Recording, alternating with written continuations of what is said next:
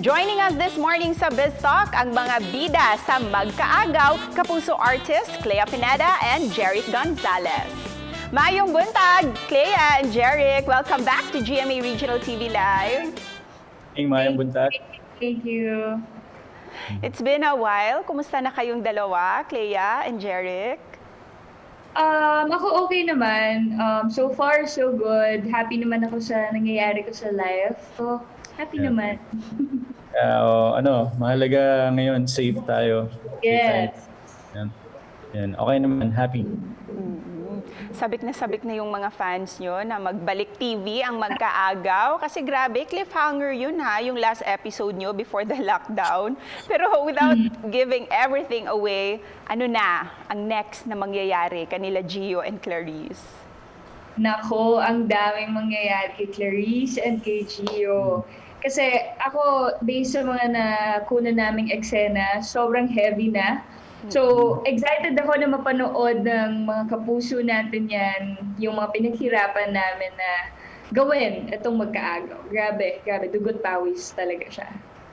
Yes, so kung iniwan namin kayo dun sa cliffhanger na eksena, mas marami pang cliffhanger yung ibibigay namin sa inyo dito sa mga climax ng story na to ng Magkaagaw. Itong drama series nyo, ang Magkaagaw, it really revolves around marriage, betrayal, and forgiveness. Klea, ikaw ba, kung nasa posisyon ka ni Clarice, would you be able to forgive Gio?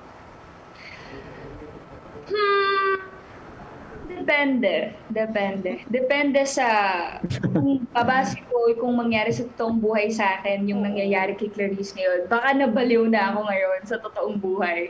Kasi grabe, sa family ko, meron nangyayari sa amin ng mom ko, tapos kay Gio, ang daming problems, tapos sa personal buhay pa ni Clarice, ang dami pa. So siguro kung mangyari sa akin yun, kung nagawa sa akin ng lalaki, siguro hindi ko kakayanin mag-forgive kagad. Pero forgiveness, nandyan lang naman yan pero it takes time and effort. Personally, ako, syempre, I would go back to my wife and my family, kung saan nandun yung happiness and love, yung totoong happiness and love, and kung saan magiging maayos yung buhay, di ba? Itong project nyo, itong Magkaagaw, this is your second time to be together. Pero ang galing ng tandem yung dalawa, very effective yung team up nyo, and of course, maraming nakikilig sa mga fans nyo and followers nyo. Ano ba yung secret behind the success of your team up?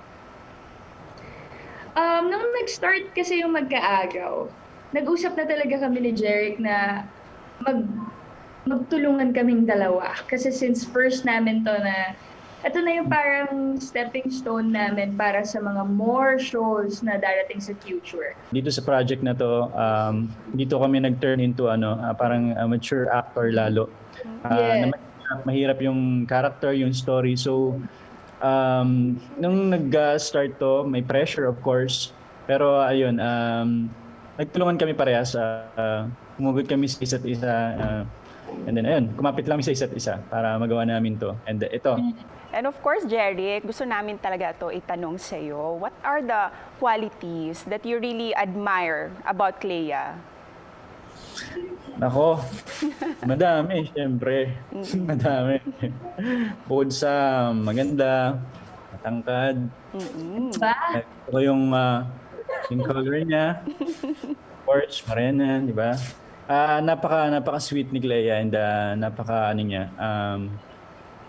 open-minded na tao. Kumbaga,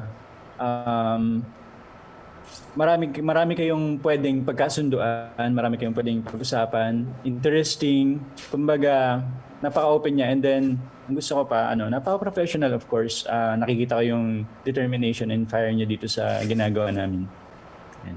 How about you, Klea? What do you like most about working with Jeric?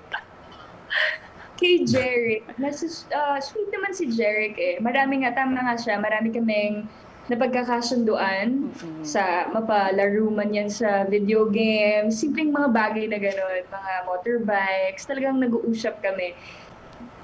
Yan, marami talaga kaming aabangan sa inyong dalawa this year. And I'm sure gusto niyong pasalamatan ang mga loyal viewers niyo sa Magkaagaw. So please invite them all na abangan ito. Yes, of course. Gusto po namin magpasalamat sa sumusuporta sa Magkaagaw hanggang ngayon. So sana po samahan po ninyo kami na tahakin ang buhay ni Clarice Almonte at ni Gio Almonte kung ano mangyayari sa kanila. Marami pa po kayong aabangan. Maraming salamat po sa pagsuporta sa akin.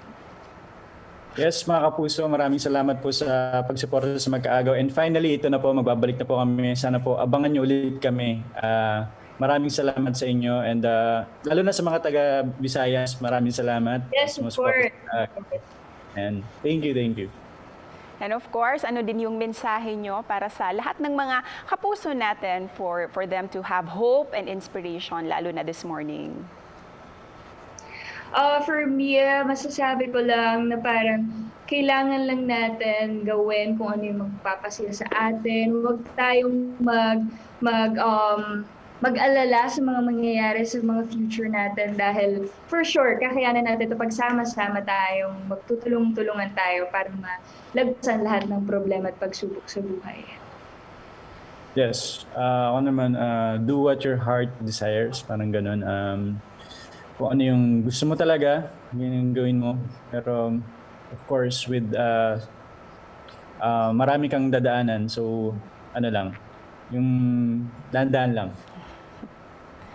Ayan, thank you for joining us this morning. It's always so fun to have you both dito sa programa. Daghang salamat, Klea and Jeric. Salamat, thank you. Thank you.